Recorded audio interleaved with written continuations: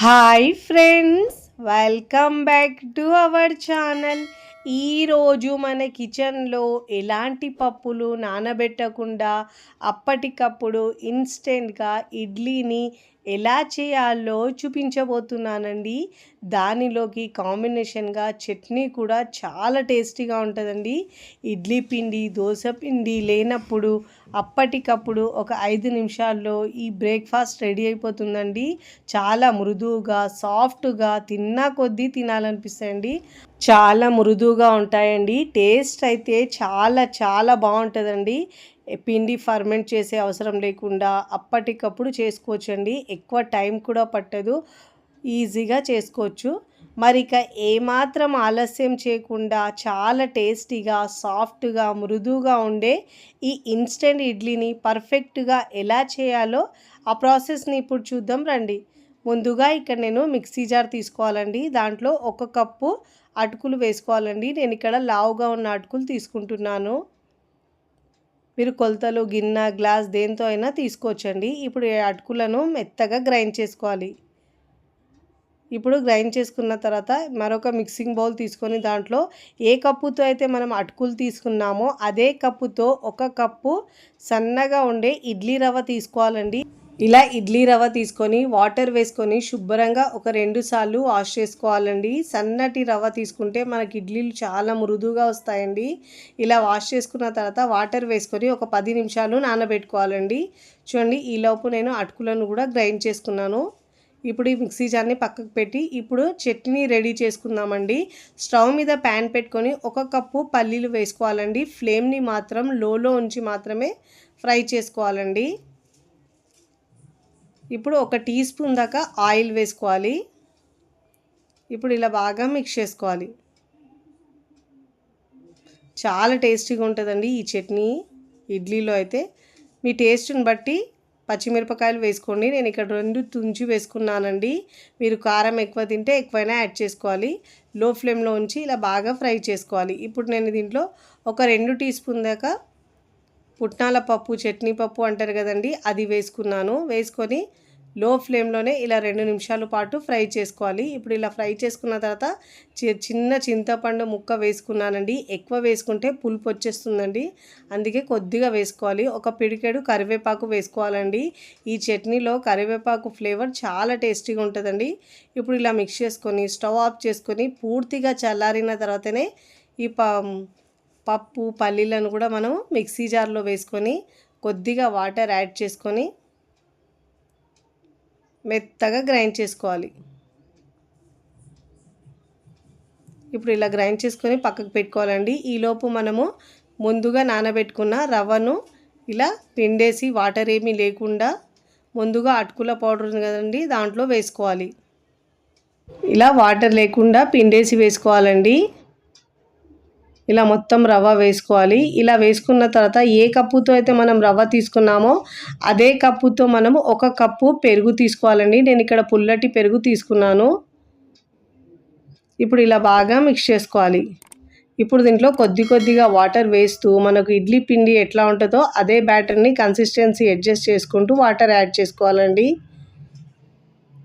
కొద్దిగా వాటర్ వేస్తూ మిక్స్ చేసుకోవాలి. ఫస్ట్ టైం నా ఛానల్ చూస్తున్న వాళ్ళు ప్లీజ్ నా ఛానల్ని సబ్స్క్రైబ్ చేసుకోండి, లైక్ చేయండి, పక్కనున్న బెల్ ఐకాన్ని ప్రెస్ చేయండి. ఇలా ప్రెస్ చేయడం వల్ల నేను పెట్టే వీడియో నోటిఫికేషన్ ముందుగా మీ హోమ్ పేజ్కి వస్తాయండి.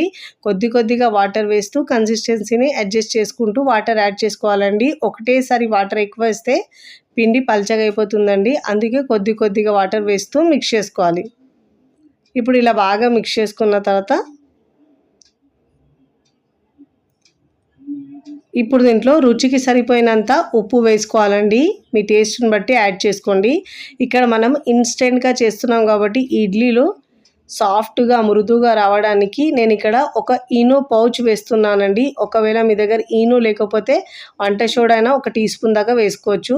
లేదంటే ఈనో వేసుకుంటే మనకు ఇడ్లీలు ఎక్కువ సాఫ్ట్గా వస్తాయండి వంట సోడా కంటే కూడా. ఇప్పుడు దీనిపైన 1 టీ స్పూన్ దాకా వాటర్ వేసుకొని ఇప్పుడు పిండిలో బాగా మిక్స్ చేసుకోవాలండి. చాలా మృదువుగా వస్తాయండి ఇలా ఇడ్లీలు ఇన్స్టెంట్గా చేసుకున్నా కానీ. మనం మినపప్పుతో చేసిన ఇడ్లీల కంటే కూడా ఈ ఇడ్లీలు చాలా మృదువుగా ఉంటాయండి. ఇలా పిండిలో బాగా మిక్స్ చేసుకోవాలండి. ఈనో వేసుకున్న తర్వాత ఇలా చేసి పెడితే పిల్లలు పెద్దలు కూడా చాలా ఇష్టంగా తింటారండి. అంత మృదువుగా వస్తాయి. ఇప్పుడు ఇలా పిండిని బాగా మిక్స్ చేసుకున్న తర్వాత చూడండి, ఇలా మిక్స్ చేసుకుంటే పిండి ఫర్మెంట్ అయినట్టు పొంగుతాయండి బాగా ఇడ్లీలు అయితే ఇలా మిక్స్ చేసుకోవడం వల్ల. చూడండి, కన్సిస్టెన్సీ ఇలా ఉండాలండి. వీడియోలో చూపించిన విధంగా ఈ కన్సిస్టెన్సీలో ఉంటే మనకు ఇడ్లీలు మృదువుగా వస్తాయి. ఇప్పుడు ఇలా మిక్స్ చేసుకున్న తర్వాత ఇక్కడ నేను ఇడ్లీ పాత్ర స్టవ్ మీద పెట్టుకున్నానండి. ఒక గ్లాస్ వాటర్ వేసుకొని వేడి చేసుకున్నాను. ఇక్కడ నేను ఇడ్లీ ప్లేట్ తీసుకొని దానికి ఆయిల్ ఇలా అప్లై చేసుకోవాలండి. మీకు ఇష్టం ఉంటే నెయ్యి అయినా అప్లై చేసుకోవచ్చు. ఇలా ఆయిల్ అప్లై చేసుకున్న తర్వాత ఇడ్లీ బ్యాటర్ని దీంట్లో వేసుకోవాలండి. నెయ్యి వేసుకున్నా కానీ ఫ్లేవర్ టేస్ట్ చాలా బాగుంటుందండి ఇడ్లీలో అయితే. ఇప్పుడు బ్యాటర్ని ఇడ్లీ ప్లేట్లోకి వేసుకోవాలి. మరీ ఎక్కువ కాకుండా మరీ తక్కువ కాకుండా వేసుకోవాలండి. ఇదే విధంగా మిగతా పిండిని కూడా నేను మరొక ప్లేట్లోకి వేసుకొని రెడీ చేసుకున్నానండి. ఇలా ఇడ్లీ ప్లేట్లో వేసుకున్న తర్వాత ఈ ప్లేట్ని మనం ఇడ్లీ స్టాండ్లో పెట్టుకోవాలండి. వాటర్ కూడా బాగా బాయిల్ అవుతున్నాయండి. ఇప్పుడు మనము ఇడ్లీ ప్లేట్ని పెట్టుకోవాలి. ఇప్పుడు దీనిపైన మరొక ప్లేట్ని పెట్టుకోవాలండి. మీడియం ఫ్లేమ్లో ఉంచుకొని ఒక 10 నుంచి 12 నిమిషాల పాటు మీడియం ఫ్లేమ్లో ఉడికించుకోవాలండి. ఇడ్లీలు ఉడికేలోపు మనము చట్నీకి పోపు పెట్టుకుందామండి. గ్రైండ్ చేసుకున్న చట్నీని మనం మిక్సింగ్ బౌల్లోకి వేసుకోవాలండి. వేసుకొని మిక్సీ జార్ కడిగి కొద్దిగా వాటర్ని వేసుకోవాలండి. చట్నీని మరీ పల్చగా కాకుండా మరీ గట్టిగా కాకుండా మీడియంగా వేసుకోవాలండి. వాటర్ అయితే ఇలా వేసుకున్న తర్వాత వాటర్ వేసుకొని మిక్స్ చేసుకున్న తర్వాత రుచికి సరిపోయినంత ఉప్పు వేసుకోవాలండి. ఉప్పు వేసుకొని ఇలా బాగా మిక్స్ చేసుకున్న తర్వాత చట్నీకి పోపు పెట్టుకోవాలండి. 1 టీ స్పూన్ దాకా ఆయిల్ వేసుకోవాలి. ఆవాలు, జీలకర్ర హాఫ్ టీ స్పూన్ దాకా వేసుకోవాలండి. ఎండుమిరపకాయలు తుంచి వేసుకోవాలి 2. కరివేపాకు, పసుపు పావు టీ స్పూన్ దాకా వేసుకొని మినపప్పు హాఫ్ టీ స్పూన్ దాకా వేసుకొని పోపు పెట్టుకోవాలండి. రెగ్యులర్గా మనం చట్నీకి ఎలా పోపు పెట్టుకుంటామో అదే విధంగా వేసుకోవాలండి. ఈ చట్నీ ఇడ్లీ, దోశ, వడ, పూరి దేంట్లో కూడా చాలా టేస్టీగా ఉంటుందండి. ఇప్పుడు ఈ చట్నీని మనం పక్కకు పెట్టుకొని ఇడ్లీలు ఉడికాయండి. ఒక 12 నిమిషాల తర్వాత మీకు చూపిస్తున్నాను. ఇడ్లీలు ఉడికినాయి. చూడండి, ఇలా మనం వేలు పెట్టి తడి తగలలేదంటే మనకు ఇడ్లీలు బాగా ఉడికినట్టండి. ఇప్పుడు మనం ఈ ప్లేట్ని పక్కకు తీసుకొని ఒక 2 నిమిషాల తర్వాత ఇలా కాస్త చల్లారిన తర్వాత ఇడ్లీలను డిమోల్ చేసుకోవాలండి. ఇలా మనం కాస్త చల్లారిన తర్వాత తీసుకుంటే విరగకుండా మంచిగా వస్తాయండి. ఇలా అన్ని ప్లేట్లో నేను తీసుకున్నానండి. ఈ ఇడ్లీ కాంబినేషన్లో చట్నీ అయితే చాలా చాలా టేస్టీగా ఉంటుందండి. ఎలాంటి పప్పులు నానబెట్టకుండా అప్పటికప్పుడు ఇన్స్టెంట్గా చేసుకోవచ్చండి. చాలా టేస్టీగా ఉంటాయి. మీరు కూడా తప్పకుండా ఈ మృదువుగా ఉండే అటుకులతో ఒక్కసారి ఇడ్లీని ట్రై చేయండి. ట్రై చేసి ఎలా కుదురుతో కామెంట్ ద్వారా తెలియచేయండి. తుంచుతూనే తెలుస్తున్నాయి ఎంత మృదువుగా వచ్చినాయో. చాలా టేస్టీగా ఉంటాయండి. వీడియో నచ్చితే లైక్ చేయండి. ఫ్రెండ్స్, ఫ్యామిలీకి షేర్ చేయండి. మరికొన్ని టేస్టీ, సింపుల్, క్విక్ రెసిపీస్ కోసం టీ కిచెన్ని సబ్స్క్రైబ్ చేసుకోండి. కామెంట్ చేయడం అస్సలు మరవకండి. Thanks for